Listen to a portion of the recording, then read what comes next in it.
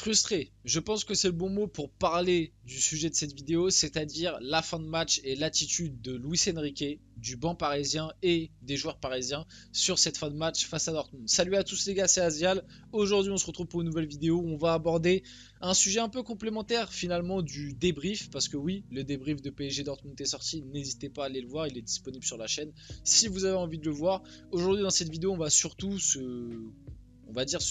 concentrer sur un point du match qui m'a énormément énervé, et finalement il y a eu pas mal d'actus qui sont sortis autour de ça, il y a vraiment pas mal de choses à dire, et si je le calais vraiment dans le débrief, peut-être que j'aurais pas pu assez développer et que ça aurait été un petit peu trop long pour une vidéo débrief. Donc carrément j'en ai décidé d'en faire une vidéo à part entière, et ça me permettra de parler et de faire un débat un petit peu sur qu'est-ce qu'est le PSG à l'heure actuelle, qu'est-ce qu'est l'ambition du PSG, qu'est-ce que veut faire le PSG, qu'est-ce que représente le PSG quand tu vois cette fin de match où tu es à un partout à Dortmund, quand tu vois qu'en face Dortmund ils sont carbonisés, que tu es en train de les malaxer depuis 20 minutes, que tu as loupé un volume d'occasion conséquent, venir dans les 10 dernières minutes dire à ton équipe les gars gardez la balle, on garde le match nul, alors que si tu gagnes t'es premier de poule, je trouve que c'est une attitude scandaleuse, lamentable et honteuse. Et on l'a vu, il y a un joueur qui est ressorti du lot et qui a été extrêmement frustré, c'est Kylian Mbappé, et sur ce point de vue là je peux que être d'accord avec lui. Donc avant de rentrer dans le vif du sujet de la vidéo, n'hésitez pas à la liker,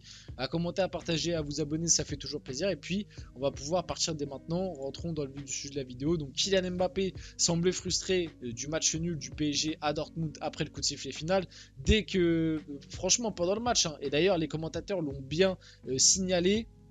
Dès qu'on a vu que Hakimi a commencé à faire des grands gestes pour dire les gars, gardez le ballon, qu'on a vu Luis Enrique dire à ses joueurs défensifs de faire tourner la baballe parce que le PSG, l'AC Milan avait marqué le but du 2-1 face à Newcastle, qui était synonyme de qualification avec le match nul du PSG en tant que deuxième.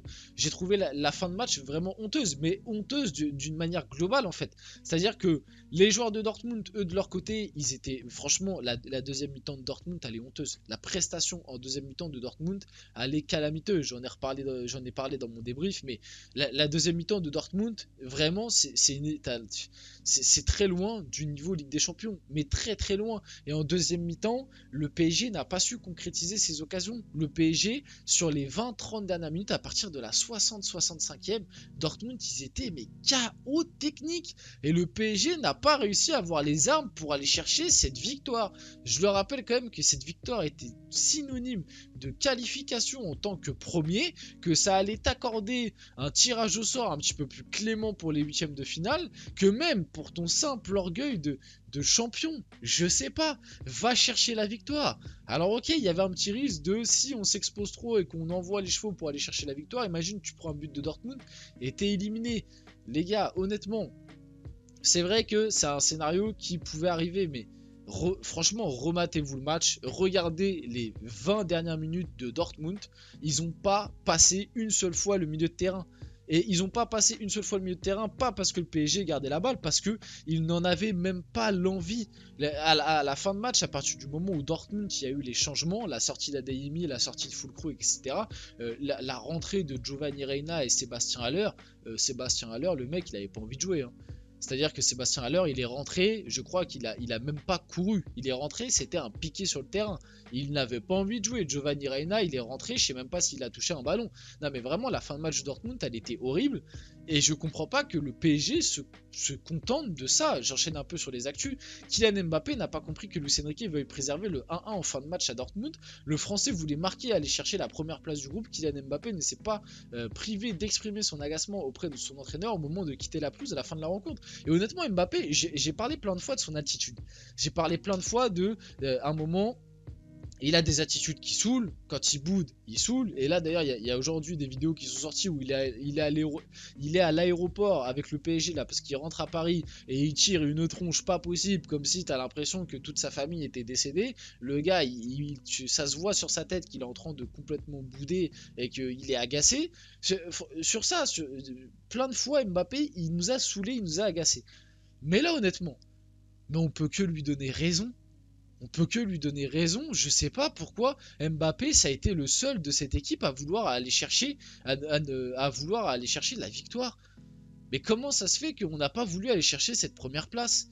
Alors ok, quand tu sais que du côté de l'AC Milan, il y a 2-1 pour eux, mettre un petit peu plus de calme et entre guillemets, voilà, pas non plus envoyer tous les chevaux et attaquer à 30. Je suis d'accord, mais ce qu'on a eu en fin de match, là, le U entre Hakimi, Marquinhos, Skriniar, Skriniar, Lucas Hernandez, Lucas Hernandez, Skriniar, Skriniar, Marquinhos, Marquinhos, Hakimi, Hakimi, Marquinhos, Marquinhos. On a eu ça pendant les 10 dernières minutes. Aucune occasion, aucune frappe, rien. On n'a rien eu. Et Mbappé qui faisait des gestes dans tous les sens pour dire les gars, mais venez, on va chercher la victoire. Je sais pas. Et Luis Enrique qui était là sur le côté à dire tout le monde calmez-vous, calmez-vous, calmez-vous. Moi, honnêtement, je sais pas ce que vous en avez pensé, mais cette fin de match, j'ai trouvé honteuse. L'attitude, je l'ai trouvée honteuse. C'est en fait, et ça me permet d'ouvrir un débat et de parler un petit peu mais de qu'est-ce qu'est le PSG actuellement en fait. En fait, le PSG actuellement, qualifié en deuxième en faisant match nul à Dortmund, tu te qualifies grâce à Milan, en fait, bah, ça suffit. Et pour moi, cette attitude en fin de match du PSG, que ce soit de la part des joueurs globalement, parce qu'à part Mbappé, on n'a pas vu de grosses révoltes de la part des joueurs, des joueurs et de Luis Enrique, le staff, etc. En fait, c'est qualifié en deuxième, en fait, c'était l'objectif. Venez pas me sortir après cette fin de match que l'objectif c'était de se qualifier en tant que premier. Vous vous foutez de nous, en fait. Vous vous foutez de nous. Donc bref, Luis Enrique s'est exprimé là-dessus. À la 85e, on s'est rendu compte que Milan gagnait avec cette victoire nous qualifier, c'est ce qui compte. J'ai demandé plus de contrôle et de prendre moins de risques, mais que si on pouvait gagner, il fallait le faire. Finir deuxième dans un tel groupe, je suis content. Et non, je suis désolé, Luis Enrique, tu dois pas être content. Et sur ça, j'en veux à Luis Enrique sur ça. Tu peux pas être content de finir deuxième de ce groupe. Je vais pas me répéter, je l'ai déjà dit dans mon débrief, quand tu analyses chaque équipe, arrêtez de me dire que c'est un groupe de la mort. Newcastle, ils sont décimés par les blessures. Ils ont un nombre de blessures de titulaires incalculables. Ils sont en train de s'écrouler petit à petit en première ligue. Écrouler, j'abuse un peu, mais ils font pas partie des premiers de première ligue. Dortmund, c'est une catastrophe en Bundesliga. Ils se font rouster par toutes les grosses équipes qu'ils affrontent. Par Leipzig, par Leverkusen, c'est un hold-up qu'ils arrivent à faire un match nul. Ils prennent 4-0 par le Bayern chez eux. Le Bayern, on n'arrête pas de dire que cette saison, c'est mi-figue, mi-raisin. Ils en prennent 4. Et l'AC Milan qui est pareil, c'est une catastrophe en championnat tous les week-ends. Et ils ont aussi un volume de blessés important. Arrêtez de me dire que c'est le groupe de la mort, nom de Dieu. C'est aucune de ces, je vous le dis, hein, aucune des 4 équipes de ce groupe n'ira loin en Ligue des Champions cette année. Enfin déjà sur les 2 qui sont passés, là le PSG et Dortmund, je vois pas Dortmund aller en demi-finale. Je vous le dis direct, je vois pas le PSG aller plus loin que les demi-finales aussi. Donc c'est un échec de pas être premier de cette poule, honnêtement.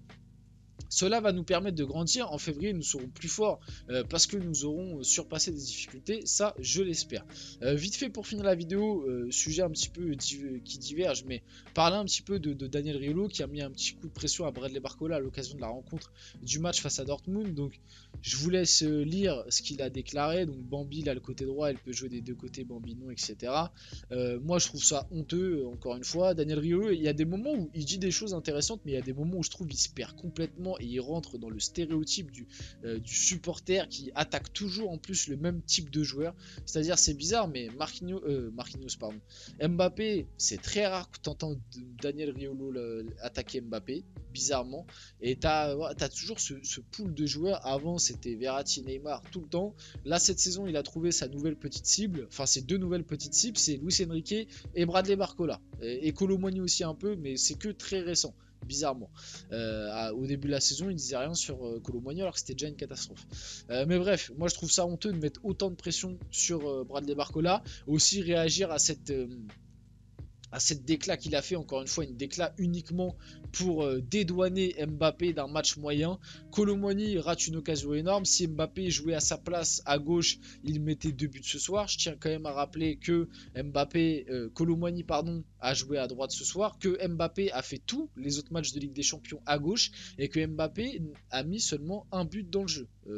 3 buts en Ligue des Champions cette saison pour Mbappé, c'est 2 pénaltys et un but dans le jeu. Alors qu'Mbappé a joué sur les 6 matchs de LDC, 5 matchs à gauche. Voilà, vous prenez cette info comme vous le voulez, mais encore une fois, il dit n'importe quoi sur cette déclaration et moi je pense que c'est uniquement pour un peu dédouaner Mbappé. Et pour finir la vidéo, Jérôme Roten veut voir Marquinhos prendre ses responsabilités ce soir face à Dortmund. Il représente la loose de ce PSG, il doit être le leader de cette équipe ce soir, il a du mal ces dernières années. Il est l'un des seuls à être resté, il doit enfin prendre ses responsabilités ce soir, il doit encadrer ce groupe. Globalement, je suis plutôt d'accord avec la déclaration de Roten. Juste, ça me fait rire qu'à chaque fois qu'on parle de c'est l'un des seuls qui est resté, c'est celui qui représente la loose, vite fait pour finir. Ce qui me fait rire, c'est qu'il y a un autre mec dans l'équipe qui était là aussi lors de toutes les déconvenues, mais jamais il est nommé dans les défaites, c'est Mbappé. Mbappé, il est là dans toutes les dernières déconvenues du PSG, titulaire à chaque fois et dans la plupart, pas toutes, mais dans la plupart, il a quand même sa petite part de responsabilité. Hein, on n'oublie pas le match à United en 2019, mais bizarrement, Mbappé, il n'est jamais cité dans représenter la loose. Vite fait pour parler de Marquinhos. Globalement, son match a été assez moyen. Et en fait, moi, ce qui me gêne encore une fois, c'est que dès qu'on a pris le 1-0, son attitude n'a pas été bonne du tout par rapport à d'autres. Le fait de baisser la tête, de ne pas avoir l'impression de remonter le groupe, etc., c'est un problème. Bon, on finit la vidéo là-dessus. J'espère que la vidéo vous a plu. Si c'est le cas, n'hésitez pas à la liker, à commenter, à partager, à vous abonner. C'était Asial et on se retrouve très rapidement pour une prochaine vidéo.